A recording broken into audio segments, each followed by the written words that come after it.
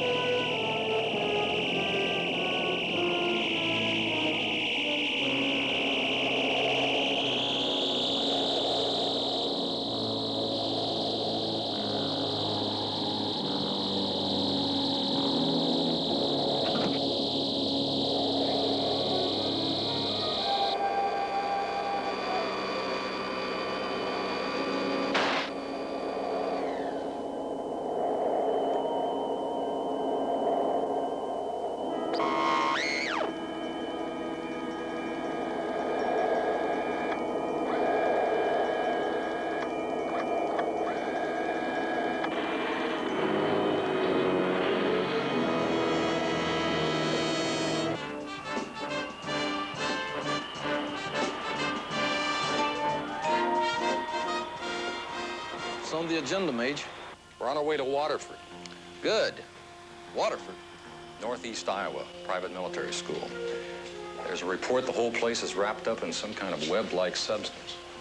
Web-like substance? As in Spider, only this one, we're told, was spun by a flying saucer.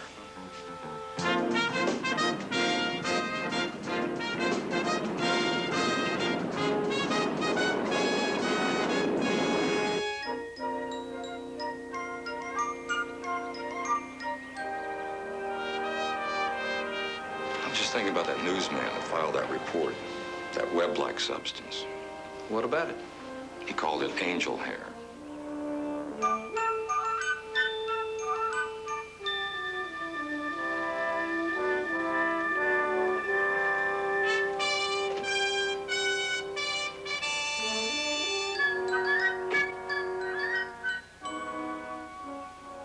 Welcome to Waterford Military Academy. Colonel Max Delaney, United States Army retired. At your service, Major. Thank you, sir. You're wondering about the spider web, or angel's hair, as the newspapers call it? Yes, sir. The newspaper report said that there was something that covered this whole area. I see nothing unusual. Well, not anymore, you don't, and you won't. And as far as I'm concerned, good riddance. Good riddance. That's what I said, Sergeant. Andrews. Yes, sir. I'll show these gentlemen their quarters. Dismiss the detail. Yes, sir. Major, Sergeant, would you follow me, please? Thank you. Detail dismissed. Colonel, can you tell us what happened to the substance? Well, last night, this place was covered with it. Then the rain came, and it just disappeared. And you say it came from an unidentified flying object? I said nothing of the kind, Sergeant. Some of my cadets may have said that. I guess that's why you're here. But to put it bluntly, I have no use for UFOs or flying saucers or whatever you want to call them. I especially have no use for them when they impugn the reputation of this school. Is it hurting the school's reputation? I don't think we really need the kind of publicity this incident is certain to create. Can you tell us what this so-called angel here was? I can't tell you what it was, Major, but I can show you what it did. Green hands, Major. Every one of them, just from touching the stuff.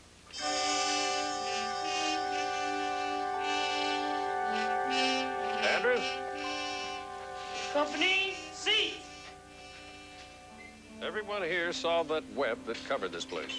How many boys are in the school, Colonel? Well, normally we have a complement of 185 cadets. But this is spring break, so most of the boys are home. There are only 15 here now. How many actually saw the UFO? 3. There was Mr. Radcliffe, Mr. Brown, and Mr. Delaney. Delaney. Yeah, that's right, Sergeant. Tim Delaney, my grandson.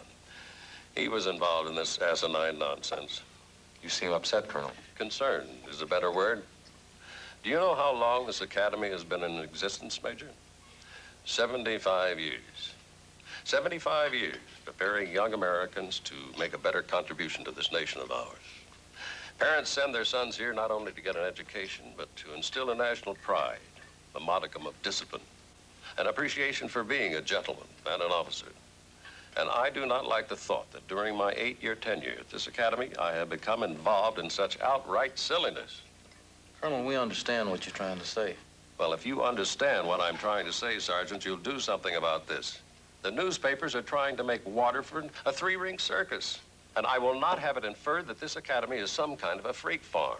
Every one of these boys is a fine young American, and I don't want them or this school held up to any form of ridicule. Nor do we, Colonel. All we're interested in is finding out the truth. Well, that's all I can ask, Major. How can we assist you? We'd like to talk to the 3 boys who made the sighting. Very well. Is there someplace privately that we could talk? Well, there's classroom 4. That's in another building. That'd be fine. Thank you. Mr. Andrews? Yes, sir. I want those saucer spotters, front and center. Yes, sir. Right away, sir. Mr. Brown, Mr. Radcliffe, Mr. Delaney. I want you men to report to classroom 4, on the double. Yes, sir. Sir, Mr. Delaney, request permission to use the latrine first, sir. the permission granted.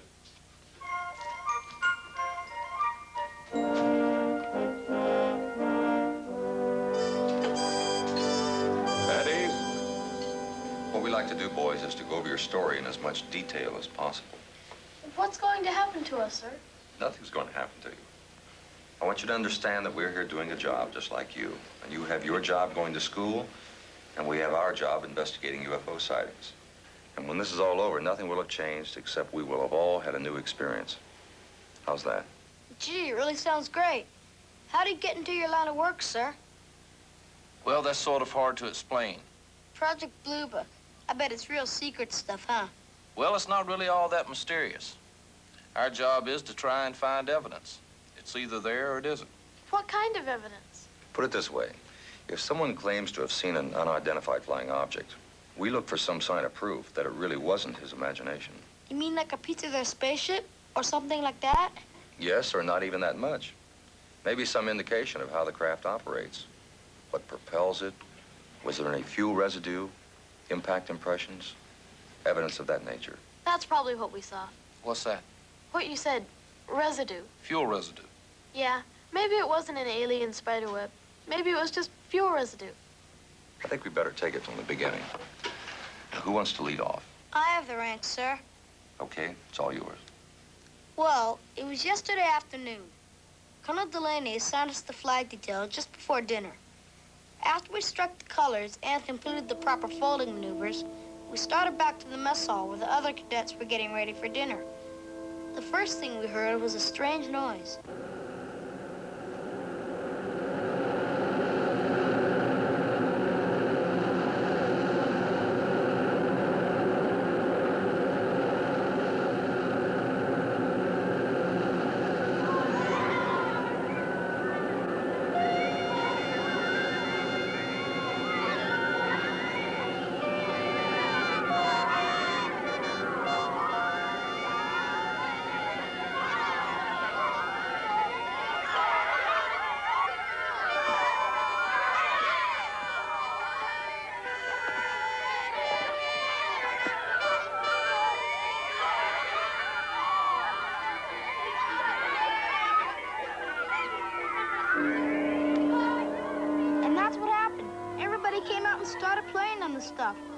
wasn't until later that we told them about the saucer. You know, after all their hands turned green. Then last night, it rained pretty hard. And when we got up this morning, the stuff was all washed away. Is that how you saw it, Paul? Yes, sir. Just like that. Everything. Only... Only what, Paul? When you hear somebody tell about it, well, it really sounds dumb, you know? Well, if it's the truth, stick by it. It's the truth, sir. Cadet honor, sir. Timmy?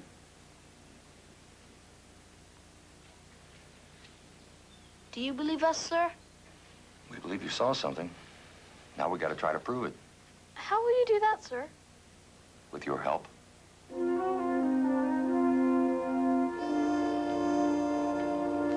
Mr. Delaney, I want to see you. What's your opinion now, gentlemen? Well, we went over it several times. The boys are emphatic on what they claim to have seen, Colonel. And Tim, he corroborates what the other boys say? Yes, sir, he does. He doesn't have much to say, but he doesn't disagree with the others. Colonel, we noticed the NASA material you have on the bulletin boards in there. Yes, the space program is a very important part of our science curriculum. What are you suggesting, Major? It's a possibility, Colonel. Prolonged study of the space program and lively classroom discussion could help feed young imaginations. That could be an explanation. Partial explanation, Colonel. We still have that angel hair and those green hands to deal with. Too bad some wasn't recovered before the rain washed it away. I've got some of it, sir. What's that, son? The fuel whatchamacallit. I've got some of it, sir. You want to see it?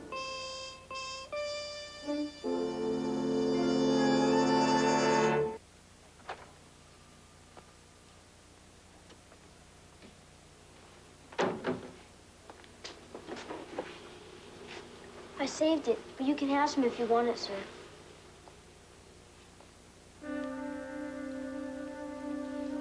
What do you think, Major? I don't recall ever seeing anything like it.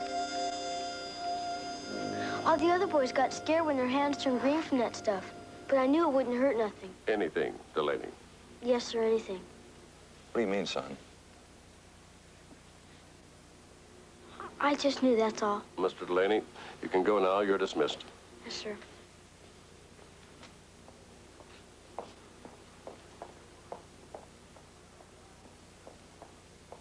Sir?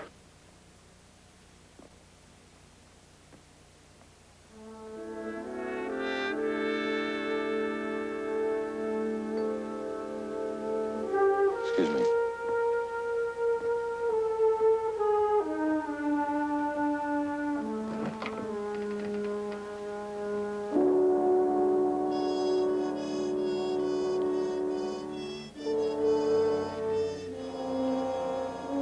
You mind if I join you? No, it's okay, sir. Timmy, how did you know that the angel hair wouldn't hurt anyone? You trust me, don't you? Whatever you tell me is just between us, nobody else. Would the colonel have to know about it? Not unless you want to tell him. I saw them, up close. They didn't hurt me, so I knew they wouldn't hurt anyone else. Let's go in here. You can tell me all about it. Pick your spot. Where do you want to sit? Okay, good.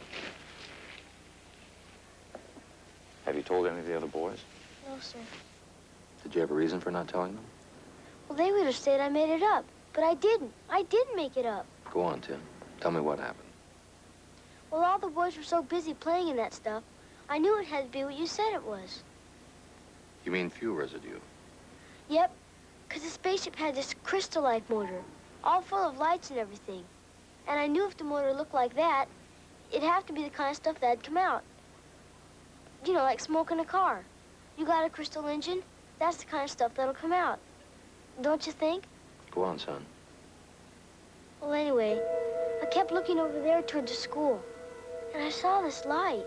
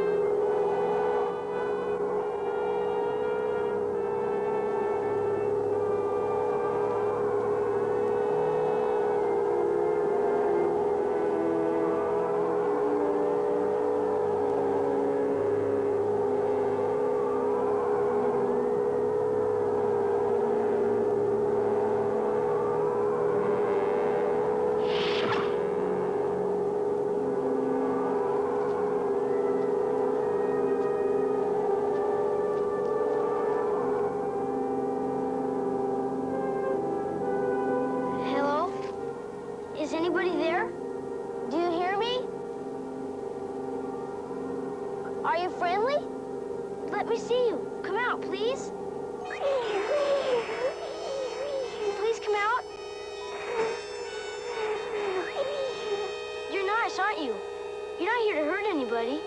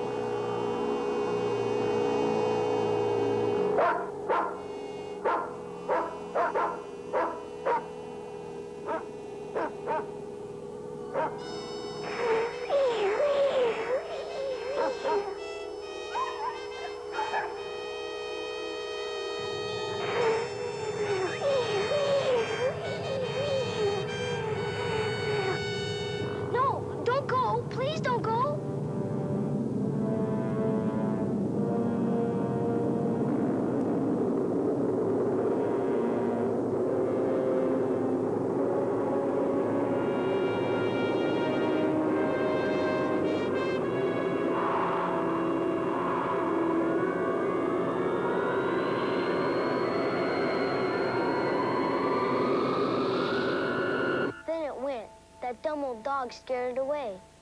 That's quite a story, Tim. Yes, sir. I never saw anything like it. I read a lot about flying saucers, but this is the first time my whole life I ever saw a real one. Your whole life, huh? Yes, sir. And I bet it's the first time for you, too. What's that, son? The angel hair stuff. I bet it's the first time you ever got some real evidence, isn't it? Well, we don't know for sure yet. Well, what are you going to do with it? Well, we'll send it to our lab, and they'll take a look, and then they'll send us the report. Oh.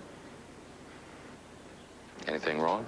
What you said about this just being between us. You meant it? Well, I sure did. Well, Grandpa, I mean the Colonel. I got a feeling he'd like it a lot better if I hadn't told you what I just told you. You know?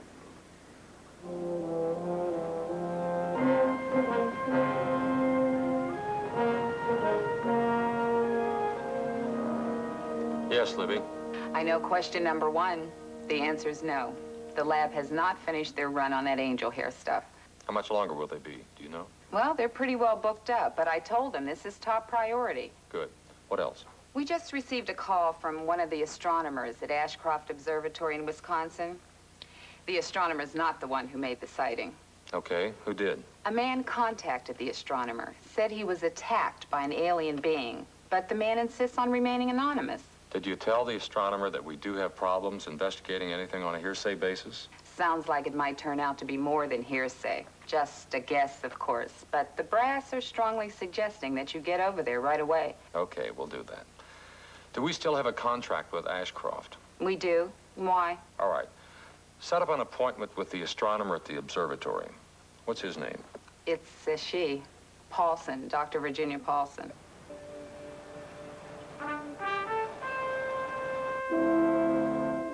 Dr. Paulson? Yes. Gatlin and Pitts, Project Blue Book. Yes, I was expecting you. How are you? You're right on time, Major. Sergeant? Ma'am? As we understand it, Doctor, you're not the one who made the reported observation. No, I wasn't the one. But you would think that after all these years of squinting at stars, I would have seen something out of the ordinary, beside my bloodshot eye. Maybe not. After all, you're a trained observer. You know what you're looking at. Perhaps. But there have been trained observers who have made UFO sightings, haven't there been, Major? It's been known to happen. What is this reported encounter all about? Well, this man came to us, I guess because I'm an astronomer. I never did understand why the general public relates us to UFOs and aliens. Well, like the Major said, you know the territory. Well, this man said that if he didn't tell someone, he was going to go out of his mind. He had the most incredible story.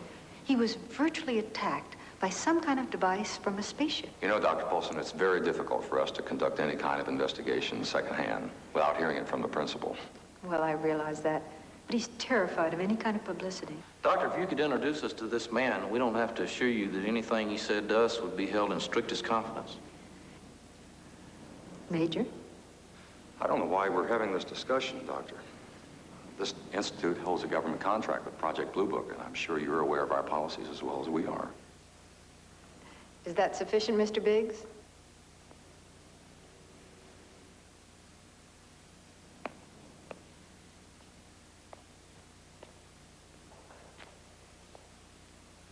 Darrell Biggs.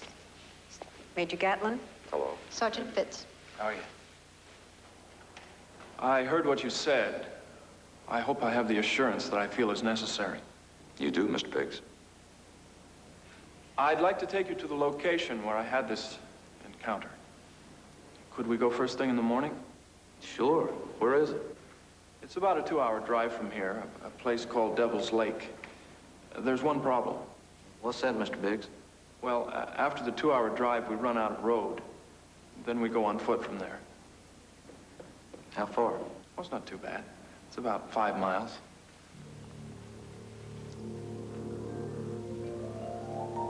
All right, do this for me, Libby. Have one of our chemists check for any possible manufacture of that compound. Right. We're going to be out of touch for the rest of the day, then. Watch out for snakes. We don't expect to see any. Then watch out for whatever you do see. See you. The lab has the angel hair broken down to identified chemicals. Getting somewhere. Well, we know what the chemical compound is, but nobody has a hint of any earthly purpose that it could be used for. Why is it nothing can be simple? Careful, Sergeant. You're talking about our means of making a living.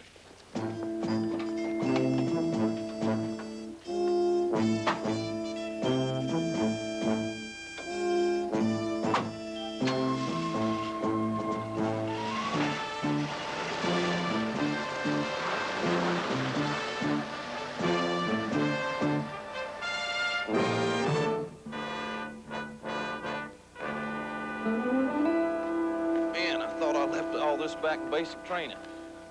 Well, we're here. This is the place. This is where I saw everything. Like I told you, I was hunting with a couple of buddies from work, and we got separated.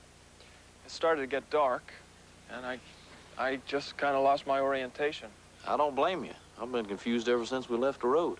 Yeah, I can appreciate that, Sergeant. One of the reasons they call this area Devil's Lake is because of so many people getting lost up here. Things are familiar, and then, again, they're not. I've been hunting in this area since I was 15 years old.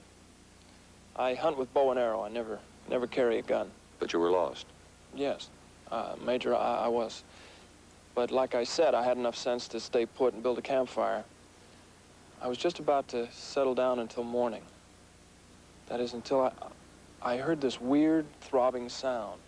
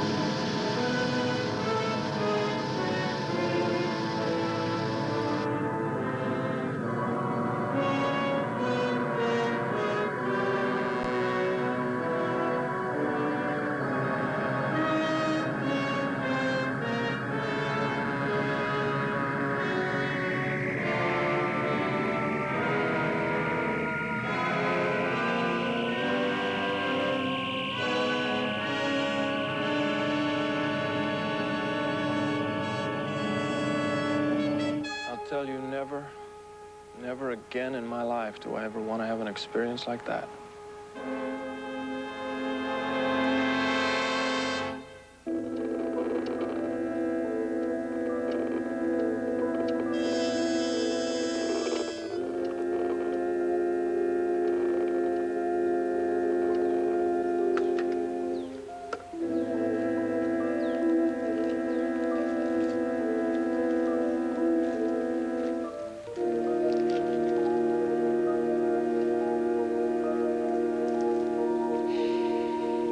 Reading on the scintillator. I got a soil sample.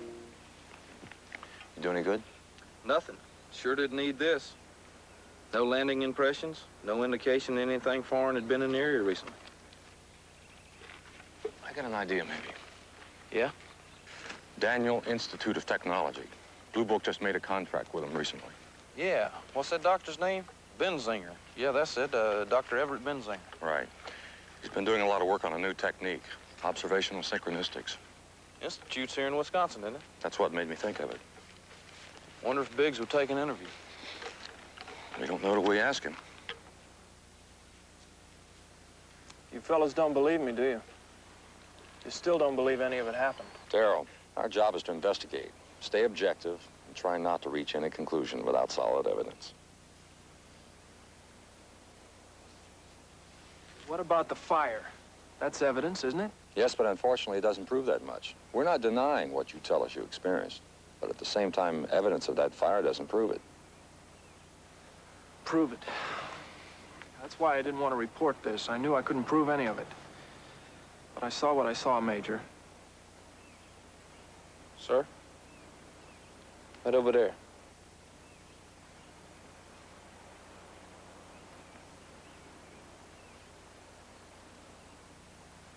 That's my arrowhead. It must have sheared off when I fired at that thing. You sure it's yours? Oh, yes, sir. That I can prove. See, I make all my arrowheads by hand. That's mine. And look at it. Just look at it. Look at the tip there. It's blunted. That's impossible. How's that, sir? Well, I make those heads out of highly tempered solid steel, Sergeant. They just don't blunt. I'm sure you men know that. I don't know of anything on this earth that could blunt an arrowhead like that.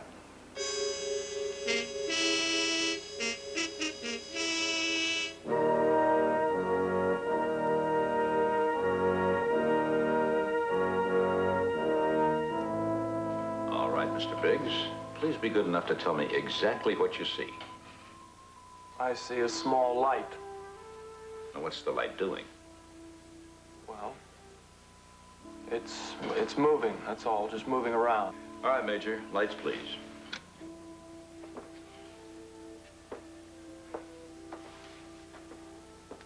The next thing you're going to ask is, how did that light move? Is that it? That's right. This light couldn't move if it had to, could it? No, it couldn't. No need for alarm, Mr. Biggs. You just experienced what we call an autokinetic illusion. There are many kinds of scientific methods for explaining the inaccuracies of human observation. Take that diagram on the board here. Now, would you say that the AB line is as long as the CD line? Yes. I say that the line between A and B is the exact same length as the line between C and D. All right. Take a close look now. Measure them.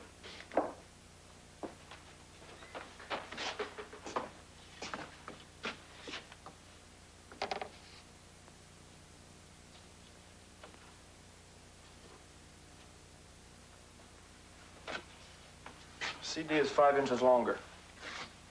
We don't always see what we think we see, Mr. Biggs. Now, wait a minute. That light and this diagram on your board does not convince me that I didn't see what I saw in that forest. We're not trying to convince you of anything, Mr. Biggs. This is one of those relatively new areas we try to probe. And Dr. Benzinger has done a great amount of research on the subject of synchronicistics, and we felt that your experience could be examined in this context, and it might be helpful to you as well as us. Look, I appreciate everything you're trying to do. But this synchro whatever, it doesn't mean a thing to me. Synchronicistics is just one of our buzzwords, Mr. Biggs. It's our way of describing the psychology of an environment. a person's mind trying to unite or harmonize something that really conflicts with what that person knows to be logical. And because we can't explain it, the synchronicities of our observation coupled with the psychological reaction, then our brain attempts to explain it to us in another way, and not always accurately. Do you think my brain lied to me about what I know I saw? We're not saying that's the case, Mr. Biggs. Only a possibility. I was in that forest. It was night. I was alone. I heard a lot of noises. I saw a lot of things. But here today, nothing that you've shown me or said so far convinces me that I went through some kind of psychological aberration. No, I'm sorry, gentlemen. I know what I saw. I really do. And we're not trying to talk you out of it. If these methods can't help us provide an explanation, we'll just keep trying. We'll keep working on something else.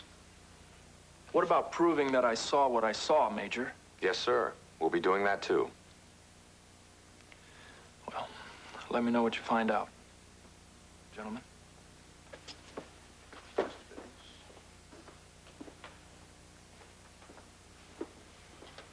Well, what do you think, Doc? The tests I gave him show he's a bright enough man. Everything he says he saw could possibly be explained on the theory of synchronicities. But not proven. No, Major. Not proven. Either way. That leaves us with the one piece of hard evidence. That steel arrowhead. What do you mean they won't release any information? That's what the man said. Our lab ran down the prime chemical compound and traced it to the Safe Tea Chemical Company, just outside of Tracy, Iowa. Well, why are they throwing such a cloak of secrecy over a chemical compound? They wouldn't tell me, except to say it was company sensitive. They won't talk unless somebody shows up with the proper Air Force credentials. And you've got those. What about the tests on that arrowhead? They're doing the whole number, Major, including spectroscopic analysis and nuclear radiation. Good. Get that report to us as soon as possible. As quick as I get it. Get your hat, Sergeant. We're going to have a chat with the president of a manufacturing complex. See if he'll let us in on a company secret. What kind of a secret? I'm not sure of it. It might be the recipe for angel hair.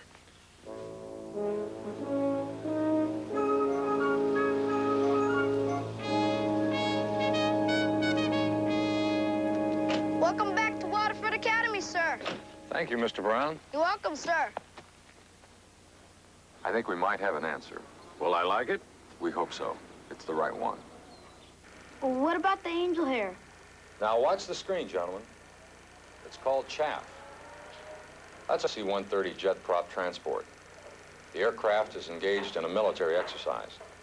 Now, this chaff is a newly developed material proposed for military use, and the manufacturer was attempting to create a totally biodegradable substance. And the green coloring on your hands was a result of the dye used in the manufacturing process. The explanation for the complete disappearance, well, since it's biodegradable, it's simply dissolved in the rain. Just what is chaff, sir? Well, this particular chaff is strictly in the experimental stage. Its intended use is to distort or cloud radar. And if it should prove successful, during periods of military conflict, we could airdrop it to avoid or confuse resolutions on enemy radar screens. The manufacturer developed this new material and arranged for an in-flight test. Now, on the day of your sighting, the sun was just above the horizon at that precise time. So here's what you have. A highly reflected aluminum-bodied aircraft carrying 4 engines, creating that particular howl-like sound, peculiar only to jet prop engines. Now, there's your angel hair. And the brilliance of the aircraft fuselage and the oddball sound of the engines might have created the illusion that the boys were seeing something other than what they really saw.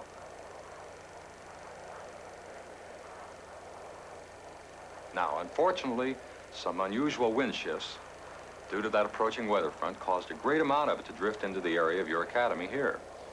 Obviously, it was not intended to do so.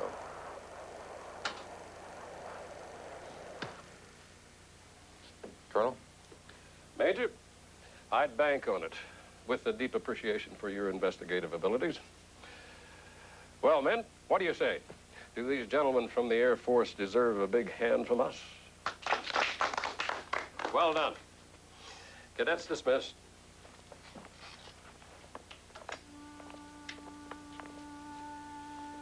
Let me have a moment alone with Timmy.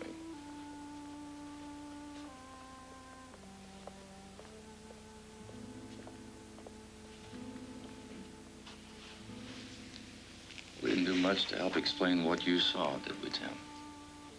No, sir. Well, do you believe what I said about the angel hair?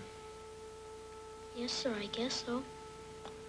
Well, if you accept that, you really have to say that it wasn't fuel residue from a spaceship, wouldn't you? I guess so, sir. But I saw it, sir. I did. I saw it. Tim, all of us see a lot of things that we can't explain. So you know what happens? Our mind tries to explain it for us. Our mind tries to explain it, sir? Well, let's put it this way. Your mind is a kind of a sponge. Everything you see, everything you hear, everything you read gets soaked up in that sponge. And you have a lot of books on spaceships and the NASA program, even some fiction novels, don't you? I like to read about that stuff, sir. I know you do. And sometimes what happens, especially when we're young, when we haven't learned how to categorize a lot of things that we see, or when we haven't as yet learned a lot about the explanation of things, well, one mistake in observing something can start building up a whole lot more mistakes. And all those things that you stored up in your mind can start coming into play, and pretty soon, your imagination gets itself into high gear and you see things and dream about things, things that maybe you want to believe. So it becomes real, Timmy. Real because your mind, that wonderful sponge that you have up there, wants to believe in those kinds of things. You understand what I'm saying? I think so, sir. Why should I see somebody inside of something that I never really saw in the first place? Why, sir? For the same reason. Because you wanted to. And you know, Tim, the nice thing about what you saw and what you heard is that you wanted to see somebody friendly in that spacecraft. And if it happens someday, if people from other planets really do come here, well, I hope they're kind and friendly, just like the one you wanted so badly to see and talk to. You know what, sir? I feel a little bit better than I did a couple minutes ago. Good. Sir, do you think the other guys are going to laugh at me? I don't think so, Tim. And you know, some of their imagination started working overtime, too, and most of those guys are older than you are. They are, aren't they? Company, attention! Present arms! Order arms! Well, gentlemen, I'm afraid that's the best thank you that we know how to give. I don't think we could ask for better, Colonel. You have a fine group of young men here, sir. Well, thanks to both of you. They're just that much better. If there's ever anything else we can do. Thank you very much, sir.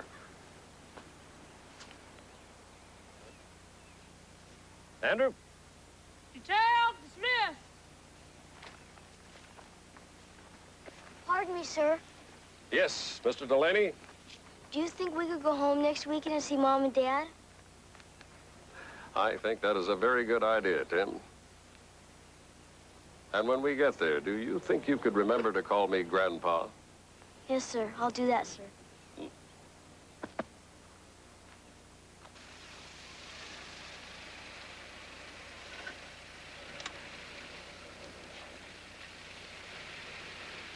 Wright Patterson, Major. Thank you.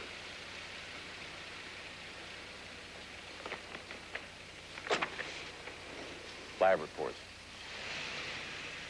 What'd they find?